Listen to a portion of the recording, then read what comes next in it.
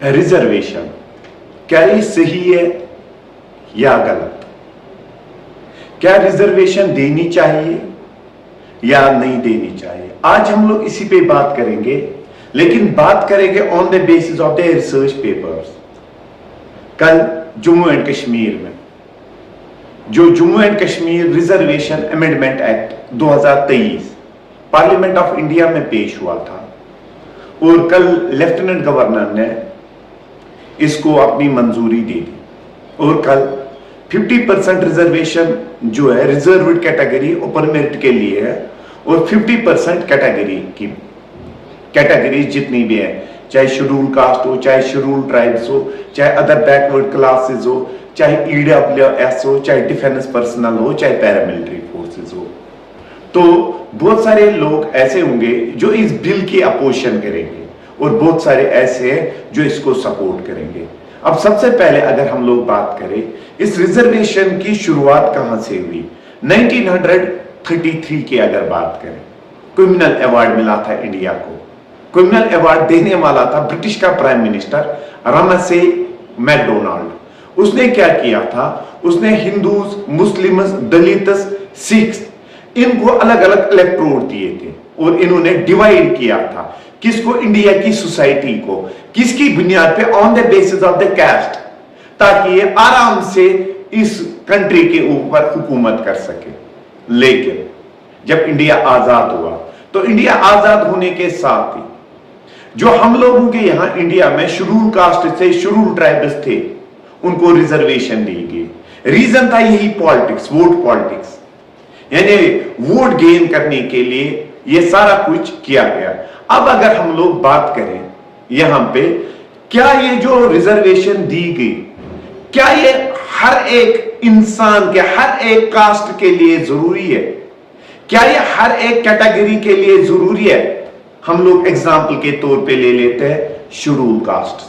अगर schedule caste हम लोग मान लेते हैं कि पिछड़े हुए, अगर एक दफा इनके पेरेंट्स को रिजर्वेशन दी गई, इन्होंने आईएएस क्वालिफाई किया, केएस क्वालिफाई किया, एक दफा इनके पेरेंट्स को रिजर्वेशन मिली, लेकिन कंटिन्यूअसली इनके बच्चों को ये रिजर्वेशन मिलती आ रही है। ये अगर पिछड़े हुए इलाकों में रहते थे, लेकिन अब ये शहरों में रहते हैं, बड़े बड़े स्कूल्स में जो है, बड़े बड़े स्कूल्स में पढ़ते हैं, लेकिन फिर भी इनके साथ रिजर्वेशन का टैग जो है लगा हुआ।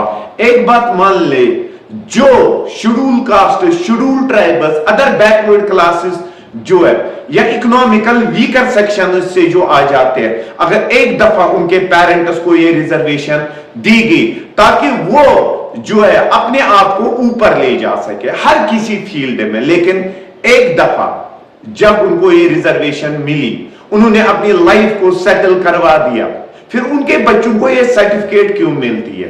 क्या ये फिर जरूरी है उनको देना? अब पुराने जमाने की अगर हम लोग बात करें, जो इंडियन सोसाइटी थी, इसको डिवाइड किया गया था on the basis of the castes, on the basis of the creeds.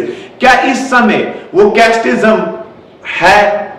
क्या वो on the basis of creed India में ये पाया जाता है? अगर इंडिया में ये कास्टिज्म या क्रीड अभी भी इंडिया में पाया जाता, तो इंडिया कहां से डेवलप हुई है फिर, जब हमारे दिमाग से ये कास्टिज्म और क्रीड की बात निकली ही नहीं है। अब चलते हैं आगे। अब हम लोग मान लेते हैं कि schedule caste, schedule tribes, other backward classes या जितनी भी कैटेगरीज हम लोगों की है, उनकी अगर हम लोग देखें एजुकेशनली, अगर हम लोग मान ले वो बैकवर्ड है, मान लेते हैं वो एजुकेशनली बैकवर्ड है, चलो उनको एजुकेशन के मामले में उनको स्कूल में, कॉलेज में, यूनिवर्सिटी में रिजर्वेशन मिली। अब वो वहां पे वही तालीम हासिल करते जो एक ओपन मेरिट का बच्चा हासिल करता है। जब अब उनको एग्जाम देना होता है, चाहे वो आईआईटी का हो, चाहे वो आईएएस का हो, चाहे जेईई का हो, चाहे नीट का हो, वहां पे सारे बच्चे तो मेहनत करते हैं ना।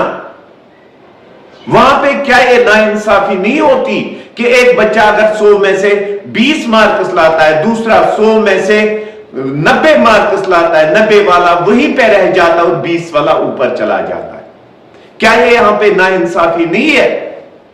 अगर एक दफा मैं कहता हूं, यहां पे मैं सपोर्ट यहां पे करता हूं, नो डाउट हमारे पास अभी भी कुछ अदर बैकवर्ड क्लासेस हैं, अदर बैकवर्ड एरियाज है, अदर सोशल शेड्यूल्ड ट्राइब्स है, अदर सोशल कास्ट्स है। हम लोगों को ये सर्टिफिकेट, ये रिजर्वेशन उन्हीं को देनी चाहिए थी जो उसके लायक हो।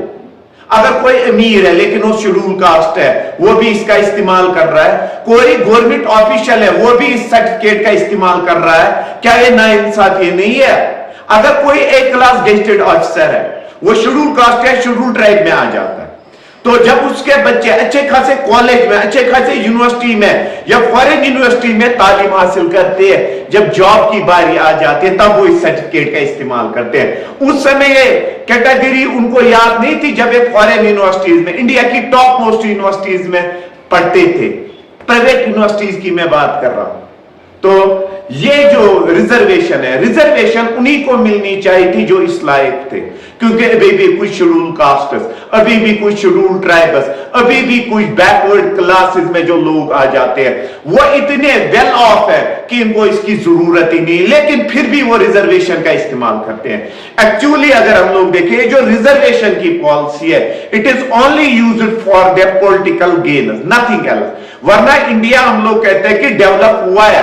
अगर इंडिया डेवलप हुआ है तो इसकी वजह से, इस रिजर्वेशन की वजह से हम लोगों की सोसाइटी अगेन डिवाइड हो जाती है। डिवाइड किस में हो जाती है? Open category versus open category versus reserve category. क्योंकि ओपन कैटेगरी के जो बच्चे हैं, इनके दिमाग में रहता है कि इन्होंने हमारा हक छीन लिया।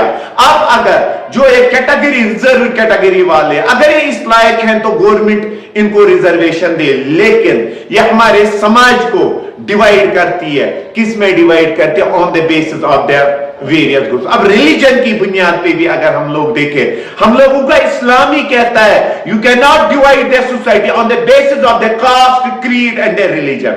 लेकिन क्या वो इंसान जो इस कास्टिज्म पे, इस रिजर्वेशन पे बिलीव करते हैं, इस पे अपनी बात उठाते हैं, क्या वो उस समय रिलीजन को फॉलो करते हैं? अब ओपन मेरिट वाले जितने भी ये वीडियो देखेंगे, उनको नाखुश होने की कोई बात इसमें नहीं है। वो मेहनत ज्यादा करे और अपना लोहा मनवाए वो। और रिजर्व कैटेगरी वाले, उनके लिए भी कंपटीशन हद से ज्यादा बढ़ चुका है, वो भी मेहनत करे। लेकिन ओपन मेरिट वाले ज्यादा मेहनत करे अपने आप को आगे ले जाने के लिए। ये थी हमारी आज की बात। शुक्रिया।